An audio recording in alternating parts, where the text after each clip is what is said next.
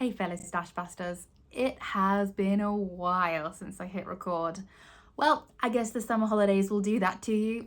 Kids need a lot of attention, very little time to film, so, it is what it is. But it does mean that I have a few updates to give you before we kick off today's video. Firstly, the big blue and white blanket that you saw me finish in the, I say last video, it wasn't the last video because that was a Q&A video. The video before that is going to be released next month, and I will be revealing that really soon. However, something I have done to use up a bit more stash in the meantime, as you might remember, I said I was designing a few bonus sections for this blanket, and I have finished crocheting them. They are currently in testing, and I figure, what the heck, it's not very far away, let's share them with you today. So you'll have to forgive me for the fact that I haven't blocked them yet, I haven't tied off all the ends and made them look pretty. They have not been photographed yet, they are just, finished-ish. So these are bonus sections. It's going to be a crochet along, and yeah, you might be able to tell what the theme of the blanket is from these two sections, but maybe not. Give me your guesses below. So number one is these pretty little snowflakes. So this is an alternative section that you can use, or extra, I guess, if you want to make it bigger. And I am giving reversible instructions for those of you who want them. And I did it in the blue and the white that I had left over from the main blanket. Number one, to use up stash, that's the whole point. But number two, because, I'm doing it as bonus sections, I figured they should coordinate. Part two, which I think is, the snowflakes are great, but this is way more fun in my opinion, is an Arctic fox. Yes, that definitely needs blocking, I know. But it's a little sleeping Arctic fox, isn't that cute? I had a lot of fun designing that one. So, Arctic fox, snowflakes, it was supposed to have a wintry theme as per my newsletter subscriber vote. So, what do you think the rest of the blanket will look like?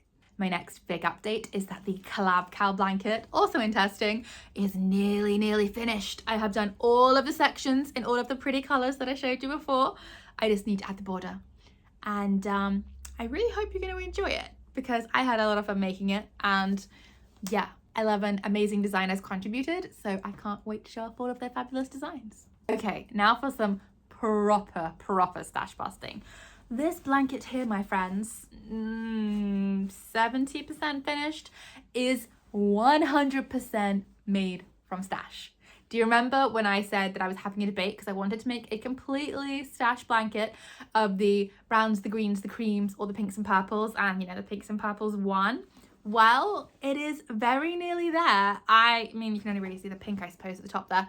I have, like I said, a couple of motifs left, then add the border, and it's finished, and I am really excited to share that one with you. But I figure, enough about patterns that are for me, because a bit self-centered. How about we crochet something that is not for me in any way, shape or form? You may have noticed this yarn when I did my big, oh my god, how big is my stash reveal.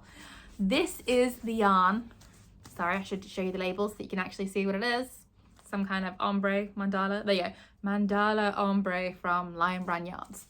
And I have decided this is what I'm going to use for part of my secret Santa gift. So fingers crossed she doesn't watch this, because who says that? Like, who doesn't want people to watch their videos? But I'm hoping my recipient isn't, just so that she doesn't see what she's getting. I have already done part one of her gift, but this is going to be part two. So Rose from my knit and crochet group was crocheting this gorgeous blanket the other week, and I had never seen anything like it. To me, it kind of almost looked like knitting, except, if you actually looked at it, you could see that it was crocheted. And I asked her, how on earth did you make that? And she was like, well, obviously following a pattern, but she was using short rows, which is not something I think I've ever done in crochet outside of like turning a heel of a sock. So I don't think it's the same designer that she was using, but I found something really cute. So I've decided to crochet this cowl here. I'll pop the name and the pattern and the design up beneath, because those are things that I can never remember as soon as I look away from my computer screen. Thank you, sleep deprivation. And I'm gonna give it a go with you, because I had a quick look at the pattern, and I'm slightly intimidated. Yes, I know I'm an experienced crocheter, but slightly intimidated, mostly because it uses at least 50% of the abbreviations I have never seen before. And I imagine that's to do with describing the way that you're doing your short rows.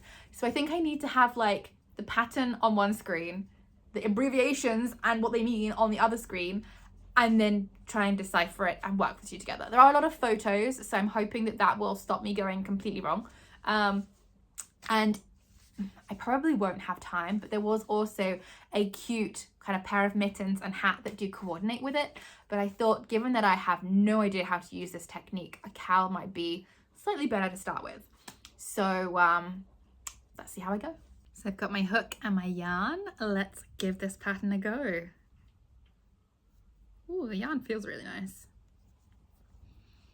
Okay, how do you do it without a slip knot?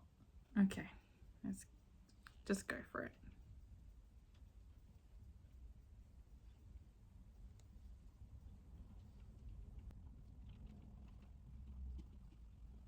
And gosh, when doing chains, which I really try to avoid, it's always best to count that you have the right number.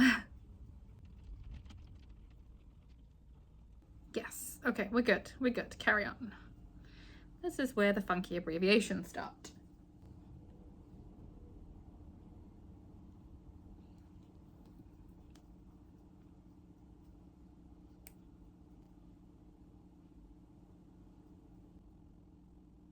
No, get it right, pay attention. Now, remember to yarn over first. Oh, I lost some of the fibers. It's the problem when it's not twisted really tightly. No, yarn over first. I feel like I'm going to need a few more stitch markers. Okay, so that's the next stitch to be worked in there, and that's the first stitch here.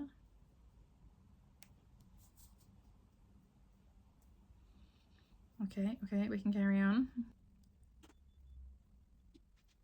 And then that's an E one. What? Insert the hook into the back loop from right to left. How is there a right and a left? Is that not what I'm already doing? Yeah, oh, there's a link. Let's watch the video. So, not how I would have described the stitch, but okay, I can do it.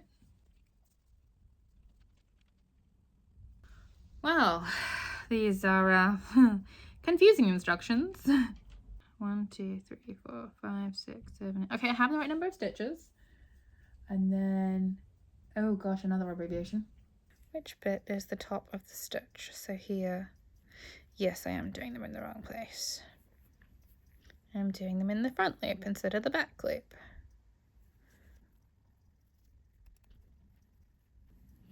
Okay, nearly at the end of the row. Okay, I'm hoping that's how it's supposed to look. I guess we'll find out. So as you may or may not recognize, I have just switched back to crocheting on my Stashbuster pattern so that I can talk to you for a moment, because that new pattern is making my head ache. You know, I'm having to pay a lot of attention to make sure that I don't mess it up. So this is something I am much more familiar with, and therefore feel that I can crochet and talk at the same time, or at least, you know, that's the theory. We'll see how it pans out. So the reason that I wanted to stop and talk to you for a moment is that whilst recording this video, I realized that officially my stash busting journey started a year ago. I mean, I'm literally a couple of days off a year, but a year ago. Can you believe that? For a year I have been trying to shrink my stash. Now, there have been, as I'm sure you can tell from the previous videos, a lot of ups and downs in my journey. I think I have, fail is the wrong word because it's all progress, but I have increased my stash more months than I have reduced it, but I aim to do better. You know, that's all we can do, is to keep trying to do better. I started with the time to stash bust video with, let me just double check, 377.5 100-gram balls of yarn. Yeah, that made me wince when I realized how much. Admittedly, it did come down considerably when I realized that there had been an error on my Ravelry recording.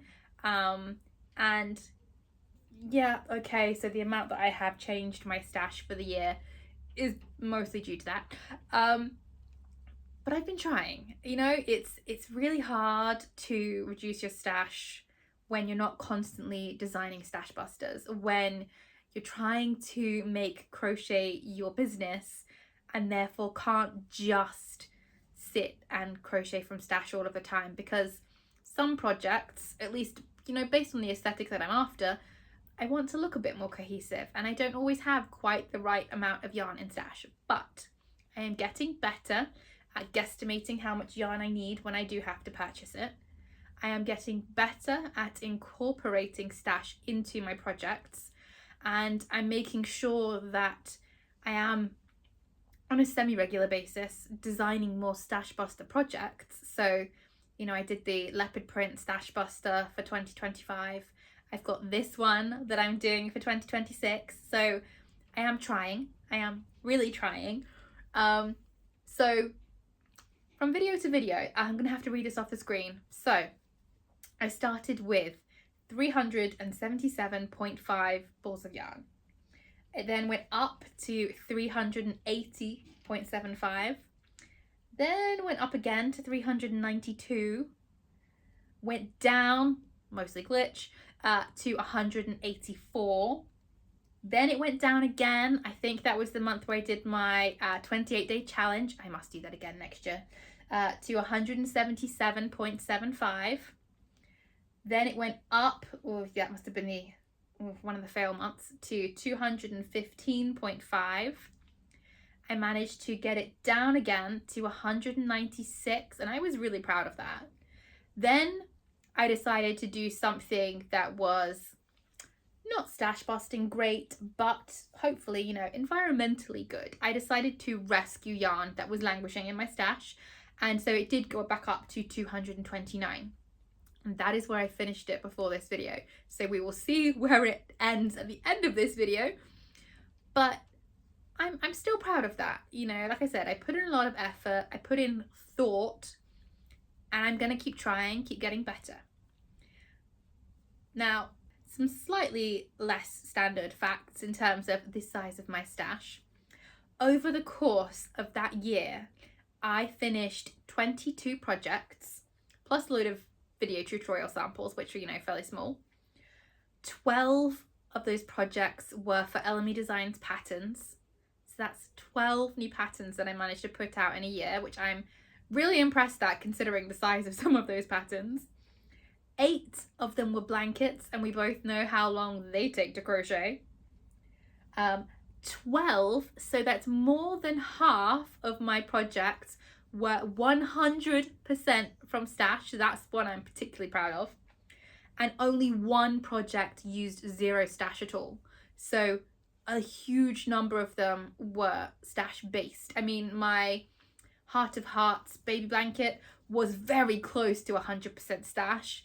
My leopard print stash buster blanket was about 70-ish% stash. The month of the year blanket was about 70-ish% stash. So I really have been making an effort to include more stash and not just buy mindlessly. And the whole plan behind stash busting, I feel like it's been given a renewed energy by a book that I've listened to recently. So I do like to listen to audiobooks while I crochet, and I've been listening recently to one by Patrick Grant. So you might know him as the male judge from the British Sewing Bee. And he wrote a book called Less. And it's all about, trying to summarize it, and it's not really one thing, but it's all about using less. So for example, in the application to crochet, you know, it would be about using what you have, of purchasing less, but when you do purchase, purchasing with intention, purchasing things that are from local businesses to support the local economy, that are environmentally friendly, going for more natural fibers that are more biodegradable to help the planet. It's a lot of things about appreciating more what you have.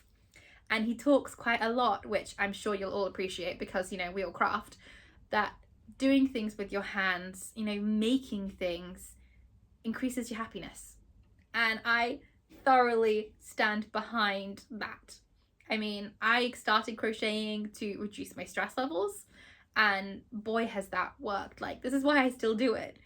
And I definitely think it does make me happy, you know, aside from the stress reduction, being able to gift it to people, being able to look at a finished project and get that deep sense of satisfaction of, I made that. I thoroughly recommend having a read of his book.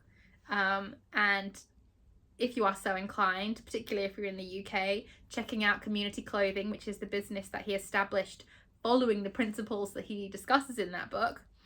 And yeah, in light of, I mean, I don't want to say in light of that book because it's not the only thing, but I feel like it finally brought it to a head for me. As my stash shrinks and I have to buy more yarn, I plan to follow those principles. I'm going to start trying to use more natural fibers. So I'm going to probably lean into wool rather than cotton, because for blankets, I don't know, I find cotton not quite so comfortable for my hands and quite heavy. So I think I'm going to go more towards wool. Where I can, I will shop locally. I know it's not always possible, especially when you're on a budget. And try and support, you know, local businesses, British wool, do what I can. I know I don't have the funds to tick all the boxes in terms of ethically sourced, environmentally sustainable, biodegradable, organic, or whatever other terms you want to throw out there. But I figure any small change that I make will help and will be a step in the right direction. And if you know of any yarn brands or companies or yarn lines or whatever that you think would fall into this category, then I would really love to have some recommendations. A friend has already recommended a Welsh company to me, although I don't know if they'll fall into my budget, given that I'm not making small projects, I'm making big projects which require a lot of yarn. But I would like to generally do better.